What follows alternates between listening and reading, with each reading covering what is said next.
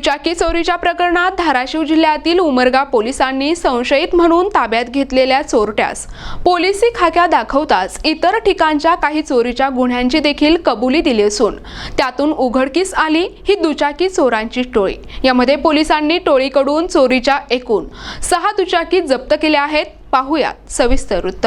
उमरगा पोलिसांनी दिलेल्या माहितीनुसार शहरातील मुन्शी प्लॉट भागात राहणारे आयुब मुजावर यांची दुचाकी रविवारी जकेकूर शिवारातून चोरीला गेले होते। याची फिर्याद दाखल झाल्यानंतर पोलिसांनी तपासाची चक्रे फिरवली। यावेळी बायपास रोडवर एक संशयित इसम दुचाकीवरून फिरताना आढळून आला। पोलिसांनी त्याला ताब्यात घेऊन विचारपूस केली असता सुरुवातीला त्याने उडवाउडवीची उत्तरे दिली, मात्र त्याला पोलीस ठाण्यात आणून कसून चौकशी केली असता त्याचे नाव प्रकाश लक्ष्मण बाडगुळे असल्याचे सांगून त्याच्याकडील दुचाकी इटकळ येथून चोरली असल्याचे सांगितले आहे। तसेच जकेकूरसह लोहरा, नळदुर्ग, कासार शिरसी हद्दीतून देखील वेगवेगळ्या कंपनीच्या 5 दुचाकी चोरी केल्याची कबुली त्याने दिली आहे। यानंतर उमरगा पोलिसांनी त्याच्याकडून 6 दुचाकी जप्त केल्या आहेत। ही कारवाई पोलीस अधीक्षक अतुल कुलकर्णी, उपविभागीय पोलीस अधिकारी रमेश बरकते, पोलीस निरीक्षक DB पारेकर यांच्या मार्गदर्शनाखाली सहाय्यक पोलीस निरीक्षक गायकवाड, मनोज निलंगेकर, श्रीकांत भराटे,